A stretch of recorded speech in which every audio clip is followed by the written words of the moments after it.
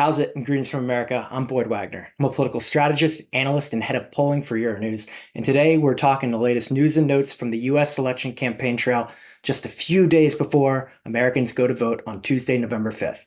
Let's get to it.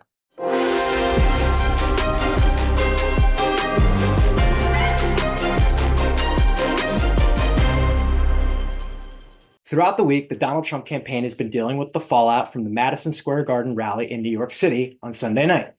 It was at that rally where one of his speakers, a guest speaker, a comedian, made what he calls her jokes about Latinos and Puerto Ricans and the island of Puerto Rico in general.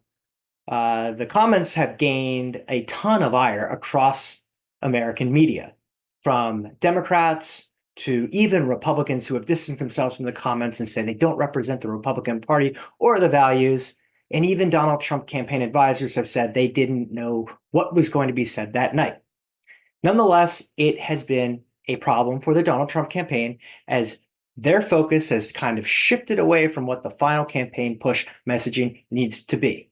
Nonetheless, Donald Trump continues to move forward in his campaigning. Vice President Harris, meanwhile, took to Washington, D.C., where she gave a large rally in front of about 75,000 supporters with a message of unity and about creating a big tent for all Americans, and that's what her presidency would entail. The location was symbolic. It took place at the same location that Donald Trump gave his final speech on January 6, 2021, just hours before many of his supporters stormed the Capitol building while the votes were being tallied to certify the election. I pledge to listen to experts, to those who will be impacted by the decisions I make, and to people who disagree with me.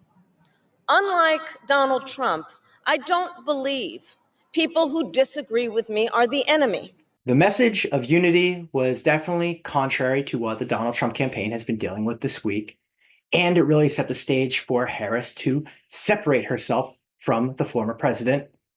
However, her boss, President Joe Biden, had some other ideas. The only garbage I see floating out there is his supporters. The comments are a tough look for just about any politician, but especially a sitting president. If Joe Biden were running for office again, as he originally intended to do, these comments could have been something that would threaten to sink his campaign completely, especially given the timing of it. Think back to 2016. One of the key points in that election was when Hillary Clinton got caught on camera calling Trump supporters a basket of deplorables. It became a key point in that election and one of the reasons why she potentially lost that election. You could put half of Trump supporters into what I call the basket of deplorables. This one reminded me very, very, very much of that. So amid all this continued chaos and craziness and, quite frankly, weirdness, as I call it, where do we stand with just days to go until the election? Well, it continues to remain as tight as it possibly can. In fact, it's getting even tighter on the national popular vote perspective. A few days ago, we were looking at the numbers, and Harris, per 538 polling averages, was ahead by 1.5%. Now those numbers are down to just 1.4%. When we looked over at Real Clear Politics average numbers, they had Donald Trump ahead finally. They had Donald Trump ahead by 0.1%. Now Donald Trump, per Real Clear Politics, is up to 0.4% lead. But again, that's just the national popular vote polling data. Remember, we need to look at these key swing states, the battleground states that you've heard so much about over the past couple of days. Those are the ones that we need to track most intently. Pennsylvania, Michigan, Wisconsin, Georgia, Arizona, Nevada, and North Carolina.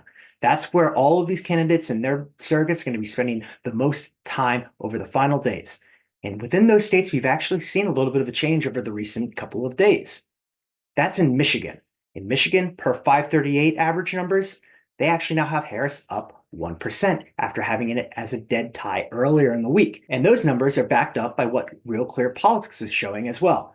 They have Harris ahead by 0.5% after having Donald Trump just marginally ahead a few days ago. So those are numbers that are trending back in favor of Ms. Harris as she tries to push her final campaign message. We're going to continue to see how some of these latest comments and controversies that are impacting these campaigns might shape some of the polling data as we head into the final couple of days, whether it's the comments made by Donald Trump speakers at his rally or the comments made by Joe Biden himself. Each of these things are things that we can track, and we will be doing so as we head into these final days again It is a close one. Continue to monitor it. We're going to be here doing it with you.